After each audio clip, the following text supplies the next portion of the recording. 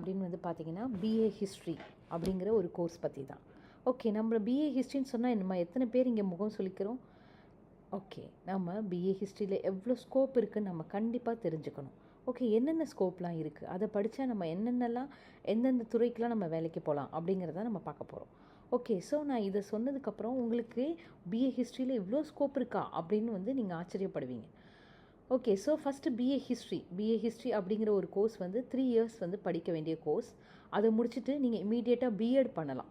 Bachelor of education அப்படிங்கிறது 2 years course வந்து படிக்கலாம். இதை படிச்சிங்கன்னா நீங்கள் டீச்சராக போகலாம். ஓகே, எல்லா matriculation school, CBSE school, government school எல்லாத்துக்கும் நீங்கள் எய்டட் ஸ்கூல் எல்லாத்துக்கும் நீங்கள் பிஎட் படிச்சிங்கன்னா நீங்கள் டீச்சராக போகலாம். ஓகே, எம்ஏ ஹிஸ்ட்ரி அப்படின்னா என்னன்னு பார்த்தீங்கன்னா பிஏவோட அடுத்த ஒரு மாஸ்டர், அதுதான் வந்து எம்ஏ ஹிஸ்ட்ரியும் 2 இயர்ஸ் தான். எம்ஏ ஹிஸ்ட்ரி முடிச்சுட்டும் நீங்கள் பிஎட் படிக்கலாம், பிஏ ஹிஸ்ட்ரி முடிச்சுட்டும் பிஎட் படிக்கலாம். ஓகே, ஸோ நீங்கள் பிஏ முடிச்சிட்டிங்க, எம்ஏ முடிச்சிட்டிங்க, அடுத்தது பிஎட் முடிச்சிட்டிங்க, then you can do your MEd வந்து மாஸ்டர் ஆஃப் எஜுகேஷன். இதை படித்ததுக்கப்புறம் நீங்கள் என்ன ஆகலாம் அப்படின்னு வந்து பார்த்தீங்கன்னா நீங்கள் பிஎட் காலேஜில் நீங்கள் ப்ரொஃபஸராக போகலாம். ஓகே, ஸோ அதுதான் வந்து இந்த எம்எட். இதுவும் இல்லை, எனக்கு டீச்சராக போக பிடிக்கல, காலேஜில் எனக்கு ப்ரொஃபஸராக போக பிடிக்கல அப்படின்னா நீங்கள் வந்து என்ன படிக்கலாம் அப்படின்னு பார்த்தீங்கன்னா பிஹெச்டி படிக்கலாம். ஓகே, ஸோ பிஹெச்டி வந்து டாக்டர் ஆஃப் ஃபிலாசபி, உங்கள் எல்லாருக்கும் தெரியும்.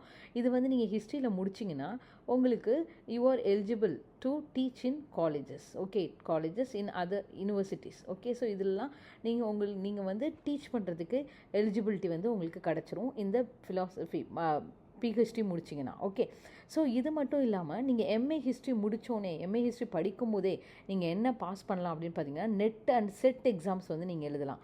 ஓகே, ஸோ இது national eligibility test and then இதில் வந்து ஸ்டேட் எலிஜிபிலிட்டி டெஸ்ட். இதை நீங்கள் பாஸ் பண்ணிட்டீங்கன்னா நீங்கள் இதுலேயே வந்து ஜேஆர்எஃப் அப்படிங்கிறது வந்து இருக்குது. Okay, junior research fellowship. இது வந்து என்ன பண்ணுவாங்க அப்படின்னு வந்து பார்த்தீங்கன்னா இந்த ஜூனியர் ரிசர்ச் ஃபெலோஷிப் நீங்கள் உங்களுக்கு கிடச்சிச்சின்னா நீங்கள் அதை வச்சு உங்களோட பிஹெச்டியை வந்து பண்ணலாம்.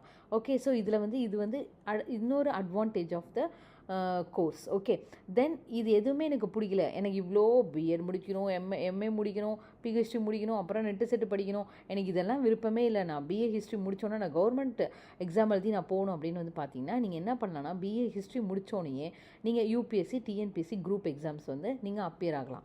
ஓகே, ஸோ எதுக்காக இந்த பிஏ ஹிஸ்ட்ரிக்கும் யூபிஎஸ்சி, டிஎன்பிஎஸ்சி குரூப் எக்ஸாம்ஸ்க்கு என்ன சம்மந்தம், என்ன பிஏ ஹிஸ்ட்ரியில் படிக்கிற என்னென்ன சிலபஸ் வந்து இந்த குரூப் எக்ஸாம்ஸில் வந்து யூனிட்டில் வந்து வருது அப்படிங்கிறத நான் அடுத்த வீடியோவில் நான் உங்களுக்கு சொல்கிறேன்.